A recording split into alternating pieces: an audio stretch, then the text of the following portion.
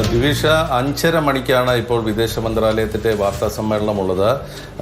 വലിയ പ്രഖ്യാപനം ഉണ്ടാകും എന്നുള്ളൊരു സൂചന തന്നെയാണുള്ളത്. അതായത് വലിയൊരു പ്രഖ്യാപനം ഇപ്പോൾ വിദേശ മന്ത്രാലയത്തിൻ്റെ വാർത്താ സമ്മേളനത്തിൻ്റെ ഭാഗമായി ഉണ്ടായേക്കും എന്നുള്ളൊരു സൂചനകൾ വരുന്നുണ്ട്. ഏതായാലും ഇന്ന് ഔദ്യോഗികമായി ഇന്ത്യ പുറപ്പെടുവിച്ച വാർത്താക്കുറിപ്പിൻ്റെ അടിസ്ഥാനത്തിലുള്ള ഒരു വാർത്താ സമ്മേളനമായിരിക്കും. സൈനിക ഉദ്യോഗസ്ഥരും അതോടൊപ്പം തന്നെ വിദേശ മന്ത്രാലയത്തിൻ്റെ ഉദ്യോഗസ്ഥരുമൊക്കെ ഉണ്ടാകാം. പക്ഷേ അതിനപ്പുറത്തേക്ക് മാറി വലിയൊരു പ്രഖ്യാപനം ഉണ്ടാകും എന്നുള്ളൊരു സൂചനയാണ് വരുന്നത്.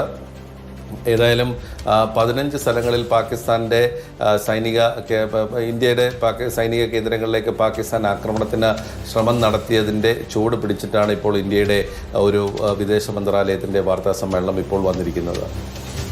ശരി, എന്തായാലും 5:30 വിദേശകാര്യ മന്ത്രാലയത്തിന്റെ വാർത്താ സമ്മേളനങ്ങൾ. വലിയ ഡെവലപ്മെന്റുകൾ ഉണ്ടാകും, വലിയ പ്രഖ്യാപനങ്ങൾ ഒരുപക്ഷെ നമ്മൾ പ്രതീക്ഷിക്കുന്നുണ്ട്.